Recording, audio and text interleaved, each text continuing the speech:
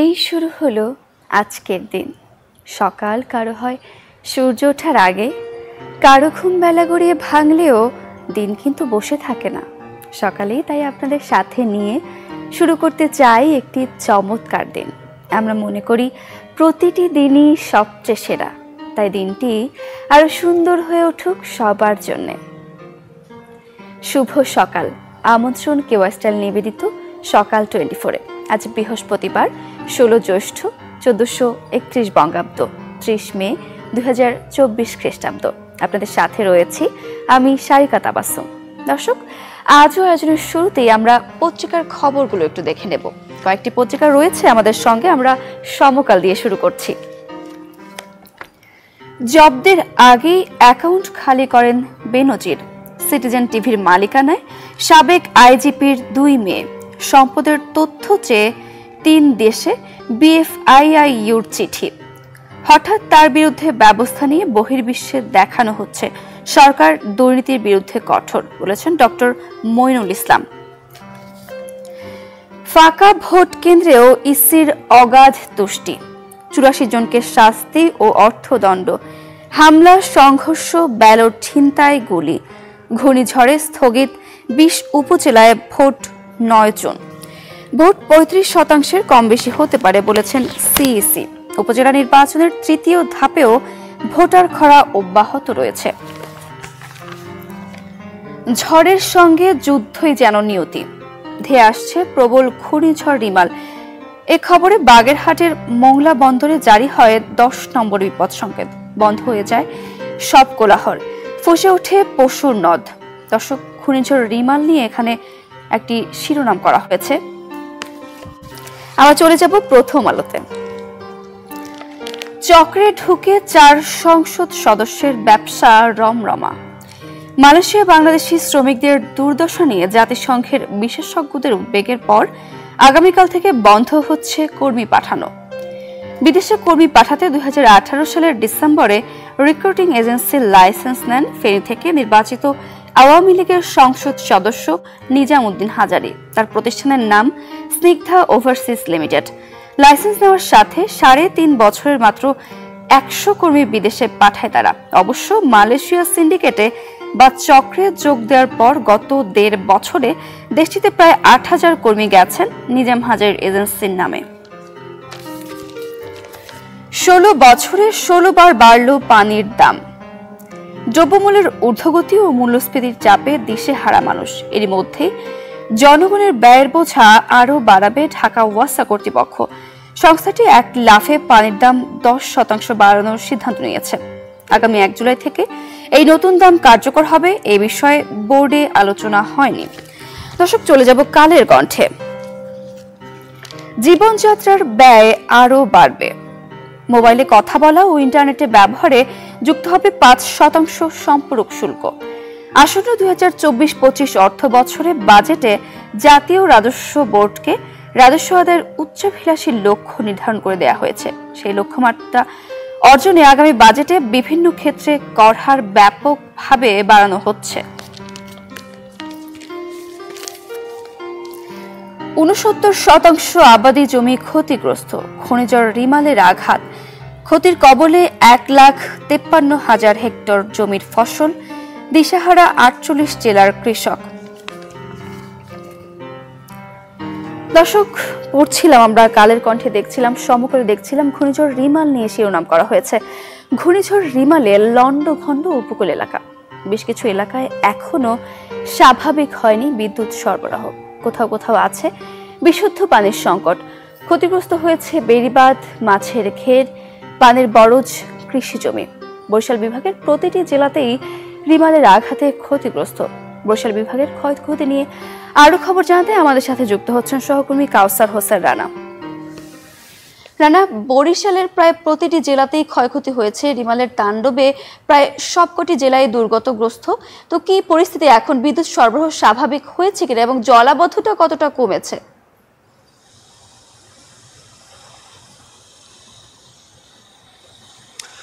সারিকা, ঘূর্ণিঝড় রিমাল যে আঘাত করেছে সেই আঘাতে একদিকে যেমন জোয়ারের পানি বৃদ্ধি পেয়েছে, আরেকদিকে অতিবৃষ্টি হয়েছে। এই দুই কারণ এবং সাথে ঝড়ের যে বাতাসের তোড়, সব মিলিয়ে বরিশাল বিভাগের যে কৃষি এলাকা বলেন, মৎস্য খাত বলেন বা ঘরবসতি বলেন, বেড়িবাঁধ বলেন, সব ক্ষেত্রে কিন্তু একটি তছনছ অবস্থা, একটি লণ্ডভণ্ড অবস্থার সৃষ্টি হয়েছে। আমি ঘূর্ণিঝড় পরবর্তী বিভিন্ন স্থানে গিয়েছি এবং সেসব জায়গায় গিয়ে দেখেছি যে বড় বড় গাছপালা যেমন পড়ে রয়েছে, ঘরবাড়ি বিধ্বস্ত হয়েছে এবং কৃষি জমির ব্যাপক ক্ষয়ক্ষতি হয়েছে। এবং এই মুহূর্তে আমি রয়েছি বরিশাল সদর উপজেলার কাশীপুর ইউনিয়নের সারসি গ্রাম এলাকায়, যেখানে দেখেন যে এখনও কিন্তু বিস্তীর্ণ ফসলি জমি পানিতে তলিয়ে রয়েছে। এখানে ফসল কয়েকদিন আগে ইরিধান কেটে নিলেও এর মাঝে অনেকেই আউশের বীজতলা করেছে, সেই বীজতলা কিন্তু পানিতে তলিয়ে গিয়েছে, এমনটি আমাদেরকে কৃষক এবং কৃষি কর্মকর্তা তারা জানিয়েছে। এর সাথে আপনাকে যদি ছোট্ট একটা তথ্য দিই যে বরিশাল বিভাগে 400 স্থানে বেড়িবাঁধ ভেঙে গিয়েছে, যার ভিতরে 158টি ছিল আগে থেকেই দুর্বল স্থান। তো আমরা এইসব বিষয়ে পানি উন্নয়ন বোর্ডের কর্মকর্তাদের সাথে কথা বলেছি, তারা আমাদেরকে জানিয়েছেন যে তারা এই দুর্বল স্থানগুলো সহ যে সব স্থানে ভেঙে গিয়েছে সেই স্থানগুলো মেরামতের চেষ্টা করছে। এছাড়া বরিশালে প্রায় 2000 হেক্টর জমির পানের বরজ নষ্ট হয়ে গিয়েছে, যার মূল্য প্রায় 93 কোটি টাকা। অর্থাৎ বিশাল একটি অংশ কিন্তু বরিশালের মানুষ এই পান উৎপাদন করে, কৃষকরা রোজগার করে, তাদের অনেক বড় একটি অংশ কিন্তু ক্ষয়ক্ষতির শিকার হয়েছে। আপনাকে যদি মাছের ঘেরের কথা বলি তাহলে বলতে হয় যে ঘূর্ণিঝড়ের রিমালের কারণে বরিশালের 98 কোটি টাকার মাছ পানিতে, এটা পানের হিসাব দিচ্ছিলাম, দুঃখিত। যদি বলি যে 93,000 বেশি পুকুর, দিঘি পানিতে তাদের মাছ ভেসে গেছে, যার ভিতরে বরিশাল বিভাগের সহ প্রায় 9,008 হেক্টর পরিমাণ জায়গায় 93,882টি পুকুর ছিল, দিঘি ও ঘের ছিল। এছাড়া 22 হেক্টর আয়তনে 120টি কাঁকড়া এবং কুচিয়ার খামার ছিল। এইগুলো প্রায় 31 কোটি 42 লাখ টাকার সম্পদ কিন্তু ক্ষতিগ্রস্ত হয়েছে। এবং সব মিলিয়ে মৎস্য বিষয়ক সম্পদের মোট ক্ষতির পরিমাণ প্রায় 217 কোটি হেক্টর। আপনাকে যদি কৃষি ক্ষেত্রের কথা বলি তাহলে বলা যায় যে বরিশালের রিমালের আঘাতে বরিশালের 6 জেলায় 1,80,481 কৃষক পরিবার ক্ষতিগ্রস্ত হয়েছে এবং এর ভিতরে প্রায় 90,798 হেক্টর ফসলি জমি আংশিক ক্ষতিগ্রস্ত এবং 2,789 হেক্টর জমি সম্পূর্ণরূপে ক্ষতিগ্রস্ত হয়েছে। অর্থাৎ কৃষি, মৎস্য, বেড়িবাঁধ, ঘরবাড়ি সব ক্ষেত্রেই কিন্তু বিশাল একটি ক্ষতিগ্রস্ত হয়েছে। এবং কৃষকরা জানিয়েছেন যে তাদের যে ফসলি জমি, শাকসবজি ছিল সেগুলো পুনরায় ফিরিয়ে আনতে আরও সময় লাগবে। অবশ্য কৃষি কর্মকর্তারা আমাদেরকে জানিয়েছেন যে তাদেরকে যেন ফিরে আসতে পারে সেজন্য প্রণোদনাও দেওয়া হবে। তো এই ছিল আমার কাছে বরিশালের আদ্যপান্ত। আজ প্রধানমন্ত্রী পটুয়াখালীতে আসবেন ঘূর্ণিঝড় কবলিত স্থান পরিদর্শন করতে এবং ক্ষতিগ্রস্তদের সহায়তা করতে। এই বিষয়ে আরও বিস্তারিত জানাতে পারবেন আমাদের পটুয়াখালী প্রতিনিধি MK রানা। আমরা এখন চলে যাব তার কাছে, শুনবো আরও বিস্তারিত। যেমনটি বলছিলেন যে আসলে বন্যায় ঘূর্ণিঝড় রিমালের প্রভাবে কিন্তু আসলে পটুয়াখালীতে কিন্তু ব্যাপক ক্ষয়ক্ষতি হয়েছে। কারণ ঘূর্ণিঝড় রিমাল কিন্তু আসলে তার গতিপথ ছিল কিন্তু পটুয়াখালীর কলাপাড়া উপজেলার উপর দিয়ে। আসলে সেখানেই কিন্তু আসলে সব থেকে ব্যাপক হারে ক্ষতির সম্মুখীন হয়েছেন স্থানীয় কৃষক এবং সাধারণ মানুষ। ফলে কিন্তু বিধ্বস্ত হয়েছে বাড়িঘর, ফসলি জমি কিন্তু সব থেকে বেশি ক্ষতি। কারণ এখনও কিন্তু বেশ কিছু জায়গায় কিন্তু ফসলি জমি কিন্তু এখনও পানির নিচে তলিয়ে আছে। ফলে ব্যাপক একটা ক্ষতির সম্মুখীন হয়েছে যে পটুয়াখালীর কলাপাড়া এবং পটুয়াখালী জেলা শহর যদি বলতে হয়। তো সেই ক্ষতিগ্রস্ত পরিবারের পাশে কিন্তু দাঁড়াতে কিন্তু প্রধানমন্ত্রী আজ সকালে কিন্তু আসলে কলাপাড়া উপজেলায় কিন্তু মাজার উদ্দিন বিশ্বাস যে কলেজটি আছে সেখানে কিন্তু তিনি অবতরণ করবেন এবং সেখানে কিন্তু সাধারণ ভুক্তভোগী যারা আছেন বা ঘূর্ণিঝড়ের ক্ষতিগ্রস্ত যারা আছেন তাদেরকে পরিবারের সান্ত্বনা এবং তাদেরকে সার্বিক সহযোগিতা করার কথা রয়েছে প্রধানমন্ত্রী শেখ হাসিনার। তিনি এসে এবং আমি কথা বলেছিলাম সাধারণ মানুষের সাথে, যারা ওখানে ক্ষতিগ্রস্ত হয়েছে তাদের সাথে। তারা বারবার বলছে আসলে বিভিন্ন সময়ে কিন্তু ইউনিয়ন পরিষদ চেয়ারম্যান ও ইউনিয়ন পরিষদের সদস্যদের মাধ্যমে যেসব ত্রাণ সহায়তা দেওয়া হয় সেক্ষেত্রে কিন্তু পরিপূর্ণভাবে যে সহযোগিতা সরকার থেকে দেওয়া হয় সেটা কিন্তু মাঠ পর্যায়ে বা ক্ষতিগ্রস্তদের মাঝে সরাসরি ওই অবস্থায় দেওয়া হয় না, কিছুটা ঘাটতি থেকে যায়।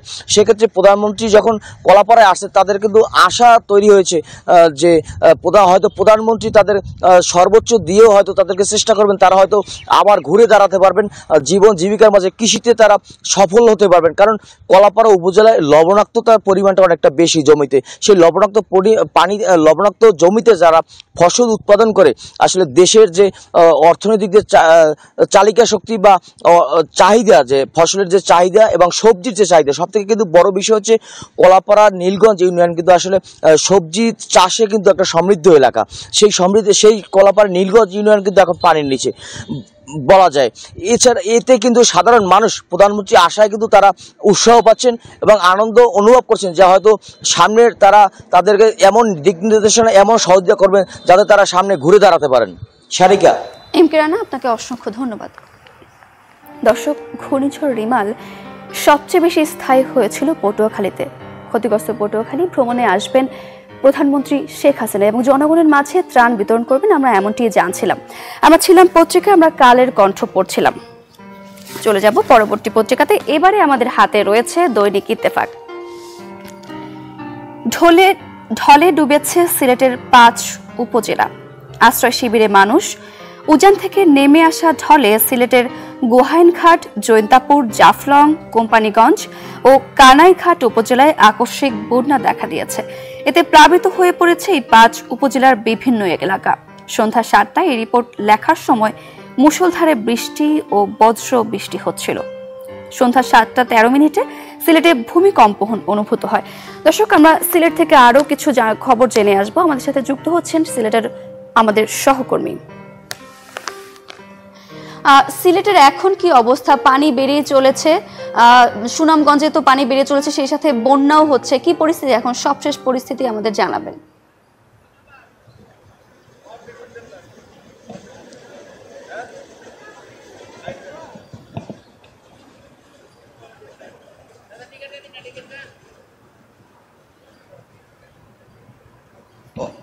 হ্যাঁ, যেমনটি বলছিলেন যে সিলেট, জৈন্তা এবং কানাইঘাটে কিন্তু গতকাল হঠাৎ করে পানি বৃদ্ধি পাওয়ার কারণে কিন্তু বন্যা দেখা দিয়েছে। সেই আশঙ্কা থেকে কিন্তু সুনামগঞ্জে একটা আতঙ্ক আছে এবং সুনামগঞ্জে কিন্তু নদ নদীর পানি বৃদ্ধি পাচ্ছে। সুনামগঞ্জ যেহেতু সীমান্তে মেঘালয়ের চেরাপুঞ্জি পাহাড় রয়েছে, চেরাপুঞ্জি প্রচুর বৃষ্টিপাত হচ্ছে এবং গেল 24 ঘন্টায় সুনামগঞ্জে প্রায় 82 সেন্টিমিটার পানি বেড়েছে। এবং এখানকার যে পানি উন্নয়ন কর্মকর্তা তিনি বলেছেন যে যেহেতু চেরাপুঞ্জিতে গতকাল 148 মিলিমিটার বৃষ্টিপাত হয়েছে, যার কারণে কিন্তু নদ নদীর পানি এখনো বৃদ্ধিপাত অব্যাহত আছে এবং সুরমা নদীর পানি কিন্তু অস্বাভাবিকভাবে বেড়েছে। আমি আপনাকে একটু দেখানোর চেষ্টা করেছি, এটা হচ্ছে সুনামগঞ্জের সুরমা নদীর পানি।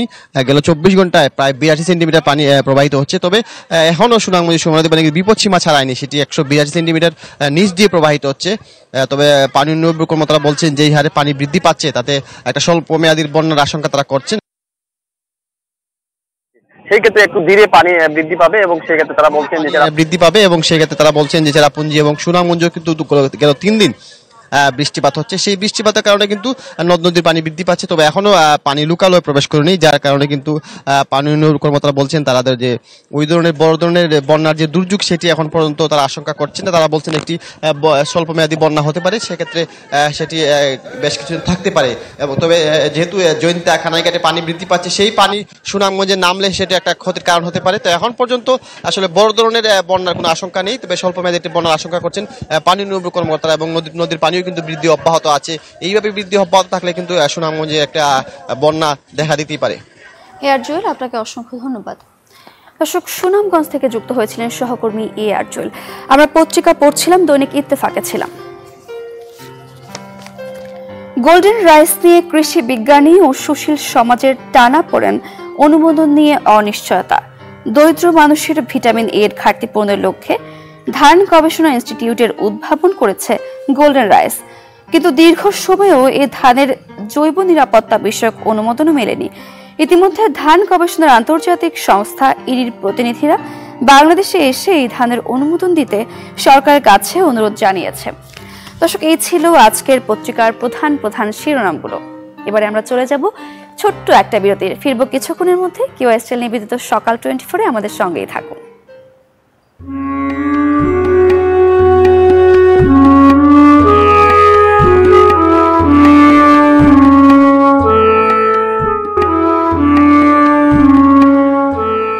ফিরে এলাম বিরতির পর। আবারও আমন্ত্রণ QSL নিবেদিত সকাল 24-এ। দর্শক, প্রবল ঘূর্ণিঝড় রিমালের পর আবহাওয়া যেন তপ্ত হয়ে উঠেছে। কাল বুধবার থেকে আবহাওয়া বেশ ফ্যাপসা গরম দেখা দিয়েছে এবং সেই সাথে আজকে দিনের তাপমাত্রাও 1 থেকে 3 ডিগ্রি পর্যন্ত বাড়তে পারে। আবার কোথাও কোথাও বৃষ্টিপাতও হতে পারে। চলুন দর্শক, একটু আমরা আবহাওয়ার পূর্বাভাসে দেখে আসি কোন জেলায় কেমন আবহাওয়া পরিস্থিতি বিরাজ করবে। সেই সাথে গেল 24 ঘন্টার তাপমাত্রার রেকর্ডও আমরা দেখব।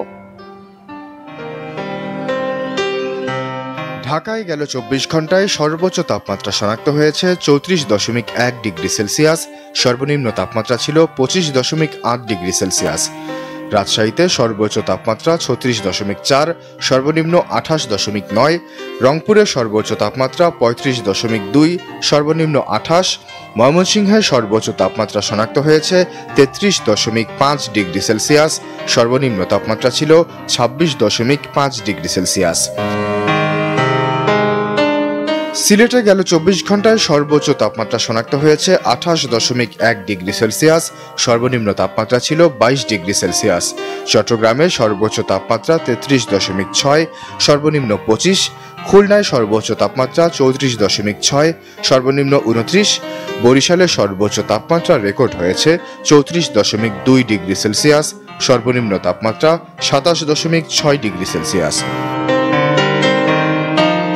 গেল 24 ঘন্টায় দেশের সর্বনিম্ন তাপমাত্রা শনাক্ত হয়েছে সিলেটে 22 ডিগ্রি সেলসিয়াস। সর্বোচ্চ তাপমাত্রা ছিল রাজশাহীতে 36.4 ডিগ্রি সেলসিয়াস। আজ রংপুর, ময়মনসিংহ ও সিলেট বিভাগের কিছু কিছু জায়গায় এবং ঢাকা ও চট্টগ্রাম বিভাগের 2-1 জায়গায় অস্থায়ীভাবে দমকা ঝোড়ো হাওয়াসহ হালকা থেকে মাঝারি ধরনের বৃষ্টি কিংবা বজ্রসহ বৃষ্টি হতে পারে। সেই সাথে দেশের কোথাও কোথাও অস্থায়ীভাবে আংশিক মেঘলা আকাশ সহ আবহাওয়া প্রধানত শুষ্ক থাকতে পারে। আজ সারা দেশে দিন এবং রাতের তাপমাত্রা অপরিবর্তিত থাকবে। প্রিয় দর্শক, আজ 30 মে। আজকের এই দিনটি আপনাদের যাদের জন্মদিন কিংবা আপনাদের যাদের প্রিয় জনের জন্মদিন, তাদেরকে সকাল 24 পক্ষ থেকে জানাই অনেক অনেক শুভেচ্ছা। আপনাদের দিনটি অনেক রঙিন কাটুক এই কামনা করছি। এবারে আমরা জানব আজকের এই দিনটিতে কোন কোন বিশিষ্ট ব্যক্তি জন্ম নিয়েছেন। তাদের শুভেচ্ছা জানিয়ে আমরা জেনে নেব তাদের কয়েকটি বিখ্যাত কাজ নিয়েও। 1934 সালের এই দিনে জন্মগ্রহণ করেন সোভিয়েত নভোচারী অ্যালেক্সি আর্খিপোভিক লিওনভ। 1965 সালের 18 মার্চ প্রথম ব্যক্তি হিসেবে 12 মিনিট 9 সেকেন্ডের জন্য ভস্কট 2 মহাকাশযান থেকে বেরিয়ে মহাকাশযানে সংযুক্ত 4.8 মিটার ক্যাবলে করে মহাশূন্যে হাঁটেন তিনি। উল্লেখ্য, যখন কোনো মহাকাশচারী মহাকাশযানের বাইরে আসে তখন তাকে স্পেস ওয়াক বলে, অর্থাৎ সহজ কথায় মহাকাশে হাঁটা, মূলত ভেসে থাকা। 1940 সালের এই দিনে জন্মগ্রহণ করেন জগমোহন ডালমিয়া। তিনি বিশিষ্ট ভারতীয় ক্রিকেট প্রশাসক ছিলেন। তিনি দীর্ঘকাল ধরে ভারতের ক্রিকেটের সর্বোচ্চ নিয়ন্ত্রণকারী সংস্থা ভারতীয় ক্রিকেট নিয়ন্ত্রণ বোর্ড ও বঙ্গীয় ক্রিকেট অ্যাসোসিয়েশনের সভাপতি ছিলেন। পূর্বে তিনি আন্তর্জাতিক ক্রিকেট কাউন্সিল ICCর সভাপতি হিসেবেও দায়িত্ব পালন করেছেন। 1950 সালের এই দিনে জন্মগ্রহণ করেন ইন্ডিয়ান চলচ্চিত্র অভিনেতা পরেশ রাওয়াল। 2014 সালে ভারত সরকার তাকে পদ্মশ্রী সম্মানে ভূষিত করে। 1994 সালেও তাকে সহায়ক চরিত্রে অভিনয়ের জন্য রাষ্ট্রীয় চলচ্চিত্র পুরস্কার দেয়া হয়। শ্রী রাওয়াল কেতন মেহতা নির্দেশিত ছবি সর্দারে স্বাধীনতা সংগ্রামী বল্লভভাই প্যাটেল চরিত্রে অভিনয় করে সবার মন কেড়েছিলেন। 1975 সালের এই দিনে জন্মগ্রহণ করেন আমেরিকান ব্যবসায়িক নির্বাহী ম্যারিসা মায়ের। তিনি বিশ্বখ্যাত ইন্টারনেট সেবাদাতা প্রতিষ্ঠান ইয়াহুর বর্তমান নির্বাহী কর্মকর্তা। তার আগে তিনি গুগলের একজন নির্বাহী কর্মকর্তা ও মুখপাত্র হিসেবে দীর্ঘদিন কাজ করেছেন। ফরচুন পত্রিকা কর্তৃক 2012 সালের যুক্তরাষ্ট্রের ক্ষমতাবান নারী ব্যবসায়ীর ব্যক্তিত্বের মধ্যে 14তম স্থানে ছিলেন তিনি। 1980 সালের আজকের এই দিনে জন্মগ্রহণ করেন ইংরেজ ফুটবল ম্যানেজার এবং সাবেক খেলোয়াড় স্টিভেন জেরার্ড MB। তিনি সম্প্রতি প্রিমিয়ার লিগ ক্লাব অ্যাস্টন ভিলায় ম্যানেজারের দায়িত্ব পালন করছেন। স্টিভেন জেরার্ড তার প্রজন্মের অন্যতম সেরা খেলোয়াড়। মধ্যমাঠের খেলোয়াড় হলেও দলের প্রয়োজনে আক্রমণ ভাগ এমনকি রক্ষণ ভাগেও খেলে থাকেন তিনি। ক্লাব এবং জাতীয় দলের অধিনায়ক ছিলেন এই খেলোয়াড়। দর্শক, এই ছিল কেওয়াই স্টিল নিবেদিত সকাল 24 আজকের আয়োজনে। দেখা হবে নতুন দিনে নতুন নতুন সব তথ্য আর আয়োজন নিয়ে। সে পর্যন্ত ভালো থাকুন, সুস্থ থাকুন, চ্যানেল 24 এর সাথে থাকুন। সবাইকে শুভ সকাল।